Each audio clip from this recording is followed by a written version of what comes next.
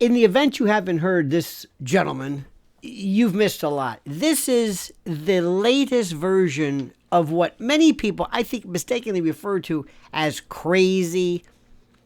He's not crazy. Very, very smart. And absolutely the pinnacle, dare I say, of hilarity. His name is Elie Mystal. I hope I'm pronouncing his name correctly. And he is the new Michael Eric Dyson. Michael Eric Dyson was also this African-American firebrand who used deliberately obtuse and confused wording in order to convey and provide this kind of a lunatic version of something, the angry black man. And he was okay for a while. But this fellow, he is something. And he is everywhere. And I want you to be aware of him. And I want you to understand who he is and why he's important and why you should pay attention. He is the justice. I love this. He is the, by the way, typical Ivy League, Harvard educated and all that stuff. He is the justice correspondent for The Nation. And he's a frequent commentator on MSNBC and on The View. And you've seen him with that shock of white hair. You know who had, this is weird.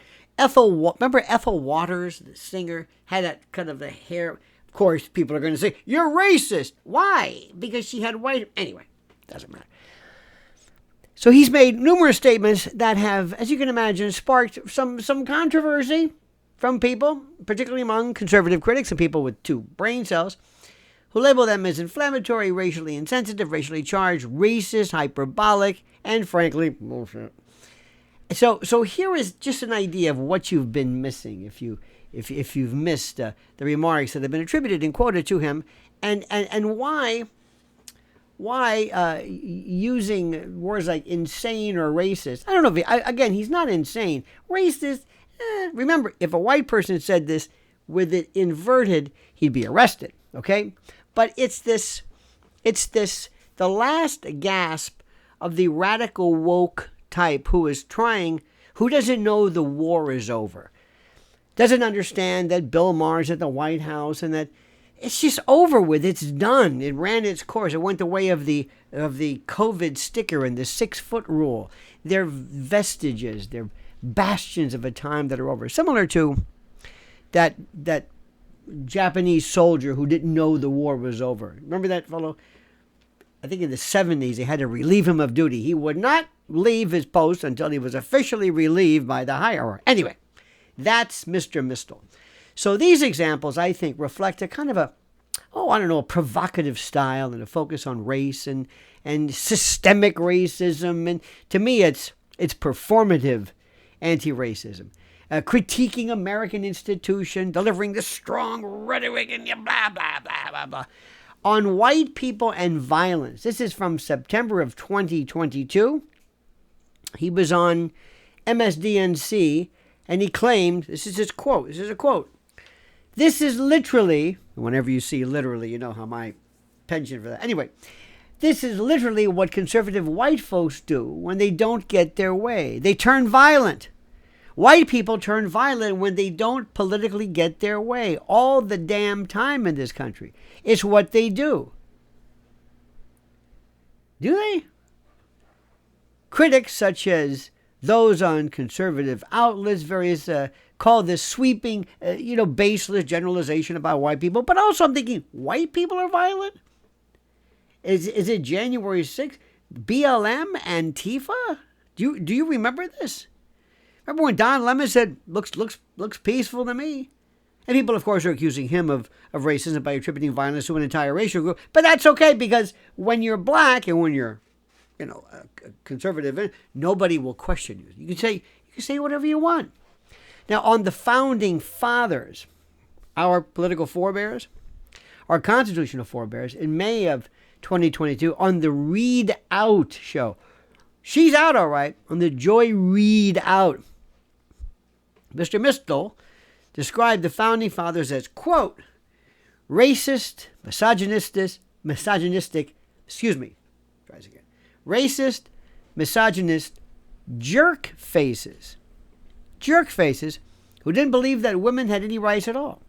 arguing that their failure to recognize abortion as a fundamental right stemmed from this bigotry. James Mattis? Anyway, you see what he's saying? He further stated that they didn't believe, quote, marital rape was a thing. Really? Critics viewed this as an unhinged attack on historical figures and complete and total nonsense. This is Elie Mystal. This is the voice. This is the intellectual voice of the active black whatever. On the Constitution, in March of 2022, it was a good year for him. He repeatedly called the U.S. Constitution, quote, actually trash. Did you hear that?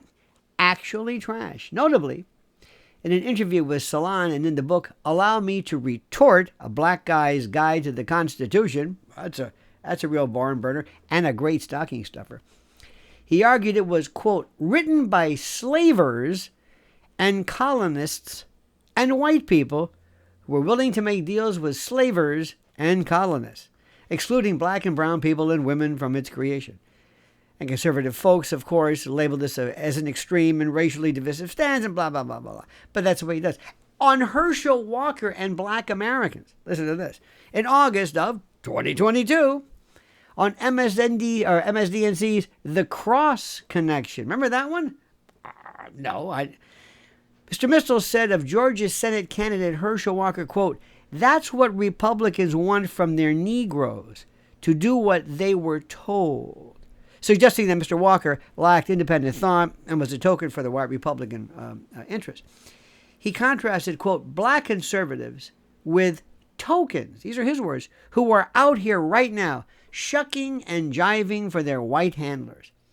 And this drew, of course, considerable outrage from white conservatives and the like. On white voters and President Trump, in January of this year, reacting to President Trump's pardoning of January 6 rioters, as they call them, I think they were people who didn't get their parade permit. On MSDNC, of course, Mr. Mystal said, quote, a majority of white people voted for this. This is the disgusting version of America that people want. And by the way, eggs are still more expensive, so you didn't even get that great job, white folks. Critics, of course, just went, as you can imagine, slamming him as racially charged rant, these incantations of lunacy and the like, accusing him of blaming white people collectively. On voter registration laws in March, just last month, in a segment on MSDNC, and they wonder why they're being disengaged from NBC. Mr. Mystal claimed called for eliminating all voter registration laws, claiming, of course, that they are racist and xenophobic. do you hear this? And people were considering him as, calling him, of course, unhinged. His rants were discombobulated logorrhea, arguing it's irresponsible to frame a basic electoral process as a tool of racial oppression. And on laws before 1965 this month, and I think it might have been on The View, he goes on all the good ones. He reportedly says, why give an F, that's right, the F word, why give a F about laws old white males did, advocating for scrapping all laws predating 1965, according to posts that suggested this was prior to the 1965 voters, that these laws prior to that should be completely removed. On systemic racism and white ignorance, whatever that means, in 2021 of November, in the Nation article entitled White People Explain Racism to Me, Mr. Mystal wrote, quote, I'm forced to conclude that most white people just don't get the core concept of systemic racism, and described white defenses of police actions as, quote, embarrassing and rooted in hubris. Critics argue that this paints white people as inherent, obtuse, or complicit, fueling racial division. Do you think? Now, contents of this have also been reviewed. This is the most important. The context and perspective that his defenders argue is that these statements are admittedly hyperbolic. They're critiques of systemic issues, and they talk about slavery and racial inequality, and this isn't really a personal attack. Look, let me just put it to you this way. You could not have a better adversary than this. Because what he doesn't understand is that what plays to his crowd, which of course is what he's interested in, because the people who will buy his books and go hear him are people who want to hear what he has to say. But if you're really trying to make a change, really trying to change the world, you have to not insult people, which is what he does. So I say, along with this Catherine Marr, or whatever her name is, from NPR, make sure people know this. Make sure there was a separate division and people, great people like on X. I want people to know this. Because if you have any idea of what happens, if the pendulum swings back, people like this, people with these ideas are going to run the show. And you know what that means. 4 more years of that horror, which explains to many people why I'm saying, President Trump, I'm going to give you so much leeway. Anything you freed me.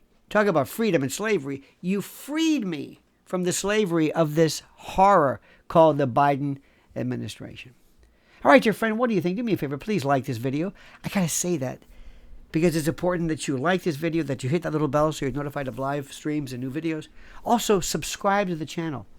80-something% of the people that watch me do not subscribe, which is horrible. So please do it. Have a great and a glorious day. And I want to see in the comment section, I've got questions for you to answer. Comment as you see fit.